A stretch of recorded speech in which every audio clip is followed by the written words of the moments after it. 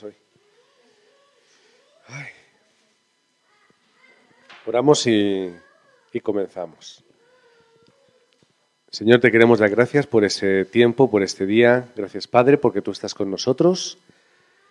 Gracias, Padre, porque tú nos salvaste de estar en nuestros delitos y pecados, muertos. Nos salvaste de esta ley del pecado y de la muerte.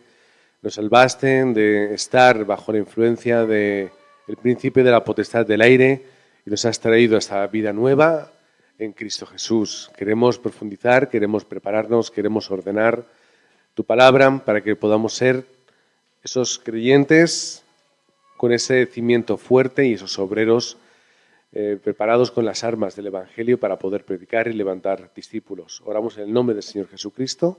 Amén. Segunda lección, nueva vida, nuevo vivir. Me vais a perdonar que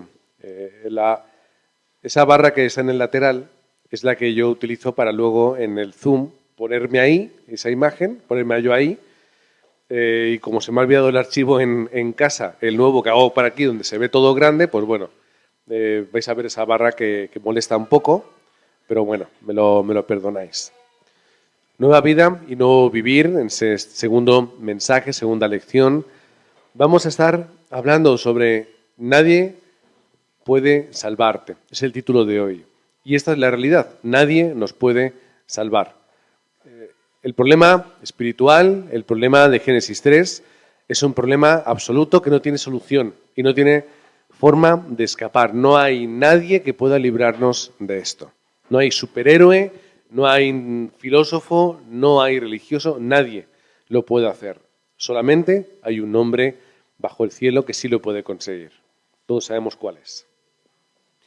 Hechos, capítulo 4, versículo 1, nos dice: en ningún otro hay salvación. ¿Verdad? No hay salvación fuera de Jesucristo. Nadie puede salvarnos excepto aquel que nos ha sido dado. Dice el versículo, porque no hay otro nombre bajo el cielo dado a los hombres en que podamos ser salvos. Este es el versículo en el que nos vamos a continuar hoy. ¿Por qué? Porque es la respuesta para nuestra vida. Cuando nosotros vemos este versículo o vemos el título, nadie puede salvarnos, desde la forma correcta es que ya tenemos salvación en Cristo y en Cristo lo tenemos todo. No hay forma de encontrar respuesta, porque toda la tenemos en Él. La introducción. Mira, de hecho vamos a mover el proyector.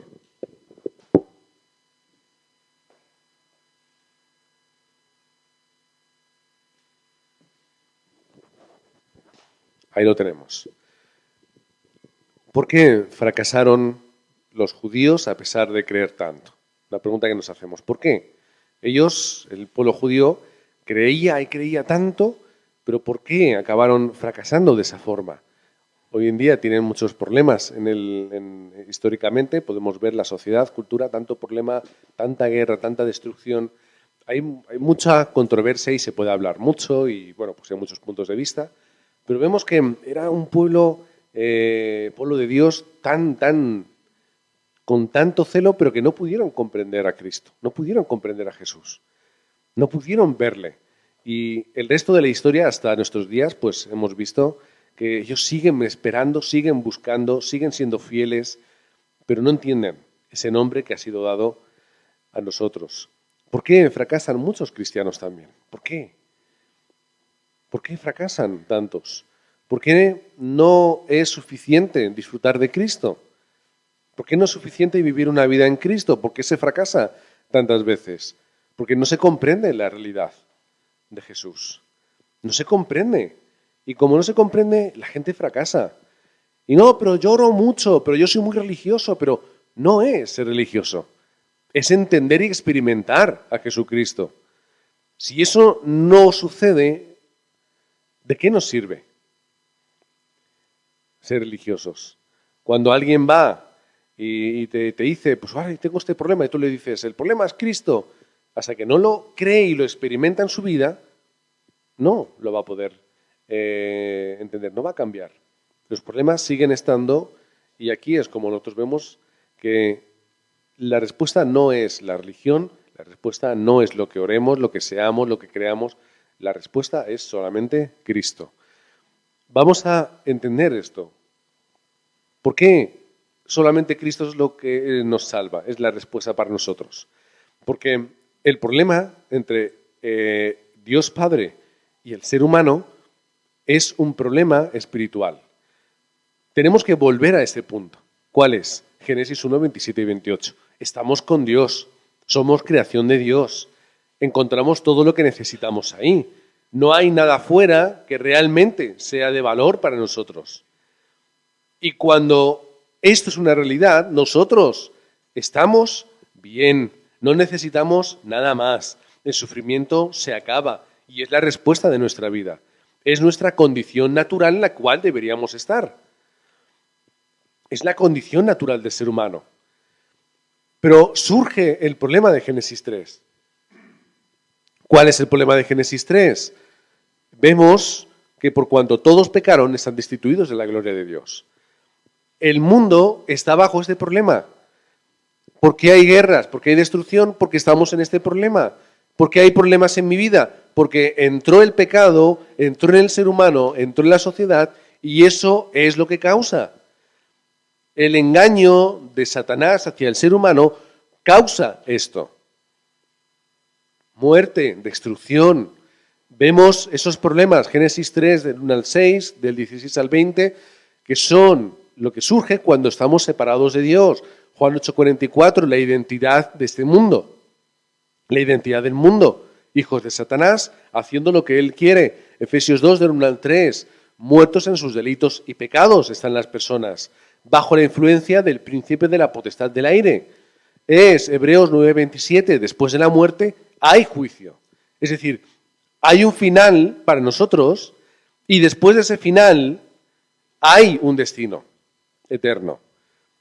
Claro, la gente no lo entiende y la gente sigue esforzándose y los países siguen luchando y seguimos en guerras y seguimos en discusiones y seguimos en política y seguimos en filosofía y seguimos en movimientos.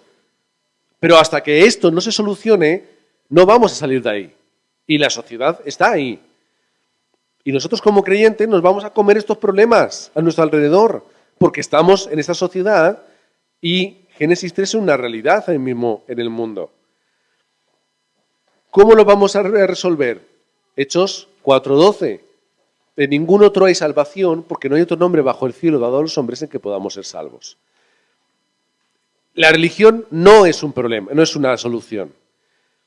La solución no es rezar al santo, no es la imagen, no es el hábito que yo hago de todos los días, no es mi esfuerzo, ni mis rodillas y espaldas ensangrentadas por hacer una penitencia. Es solo el nombre de Jesucristo.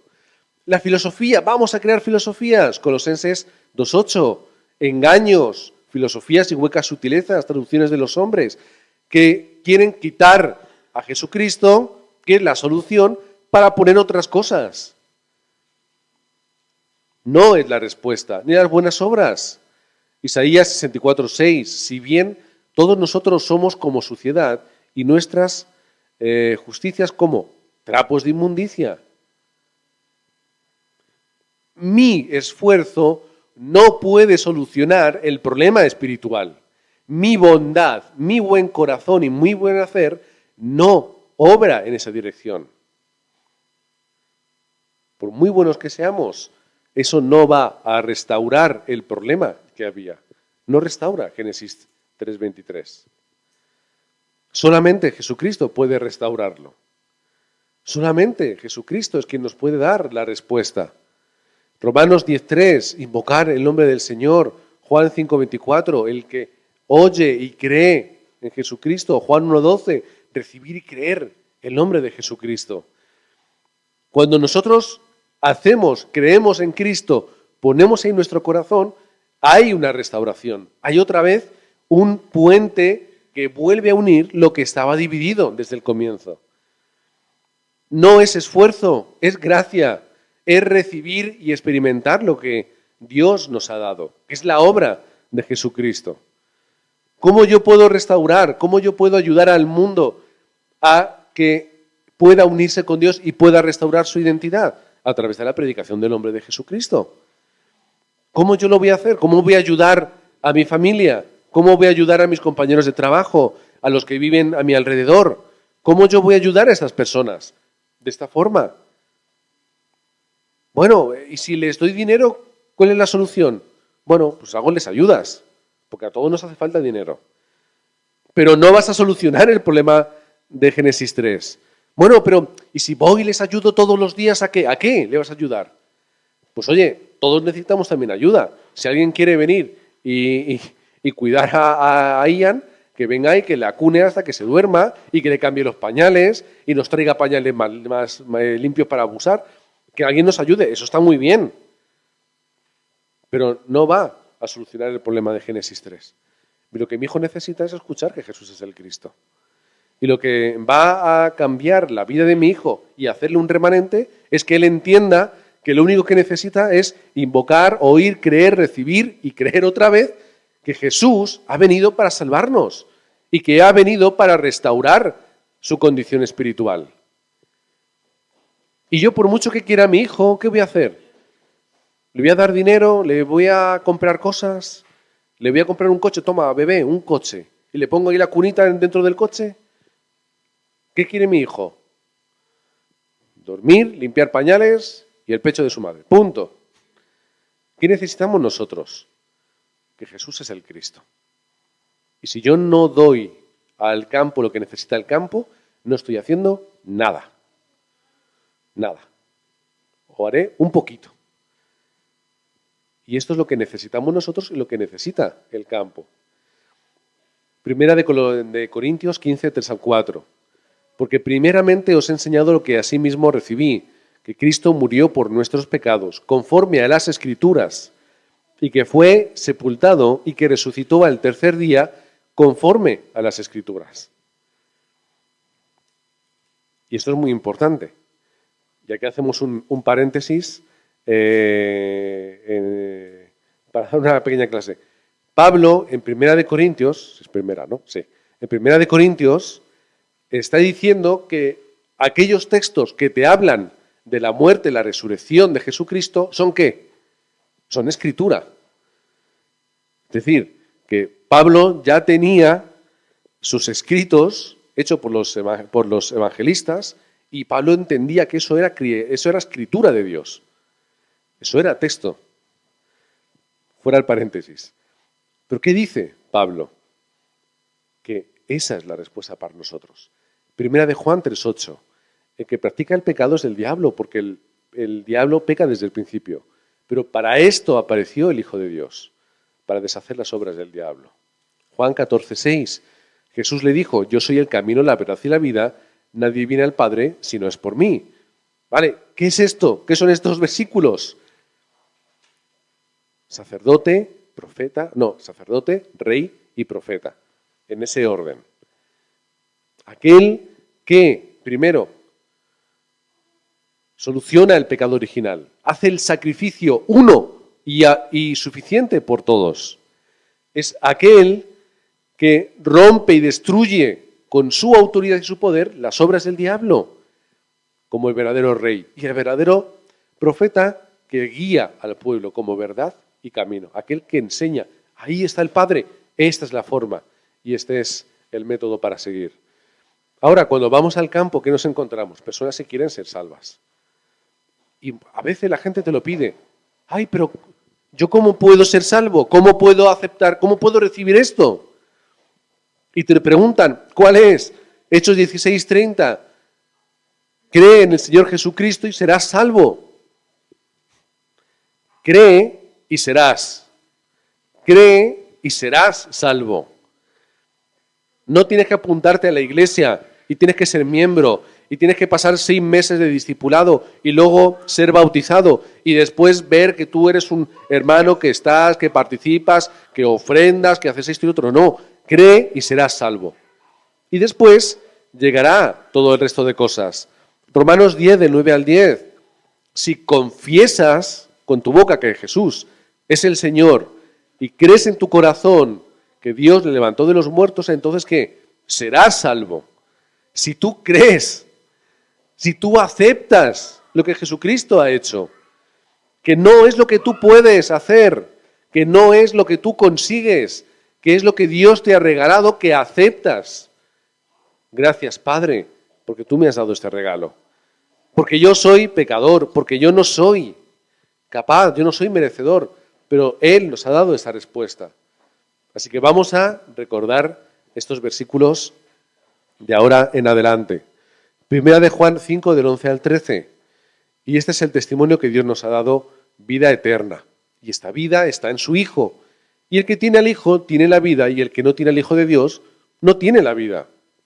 Y estas cosas os he escrito a vosotros que creéis en el nombre del Hijo de Dios, para que sepáis que tenéis la vida eterna, y para que creáis en el nombre del Hijo de Dios. Tan fácil y tan sencillo que Juan explica las cosas que siempre las complicamos nosotros, pero es fácil. Ya tenemos la vida porque tenemos a Cristo en nosotros. Ay, ¿de verdad que yo soy salvo? Sí, porque necesitas saberlo, al igual que lo necesitaban saber los destinatarios de la carta del apóstol. Para que lo sepáis, que sois salvos, que no tengáis miedo, que no estéis preocupados, que si tienes a Cristo ya eres salvo, eres un hijo de Dios. Juan 14, 16, y yo rogaré al Padre y os dará otro consolador, para que esté con vosotros para siempre.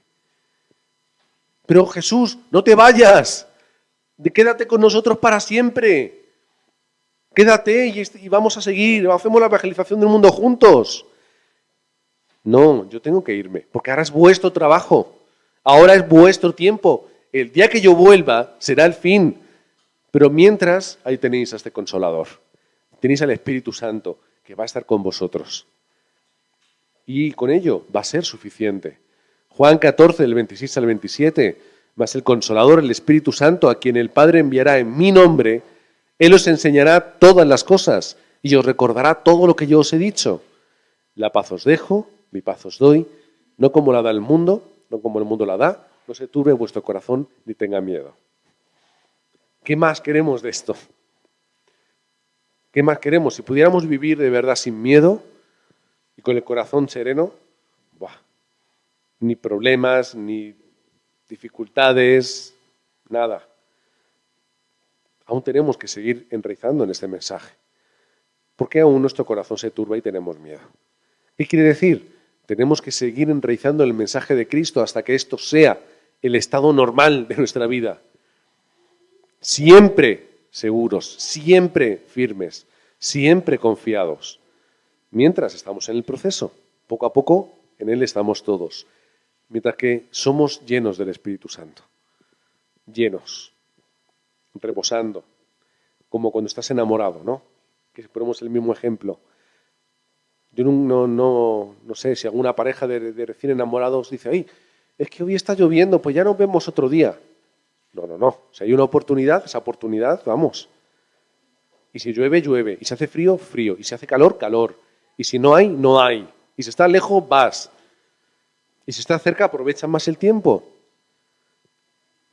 Si estamos llenos del Espíritu Santo, entonces, ¿cuál es el problema de nuestra vida?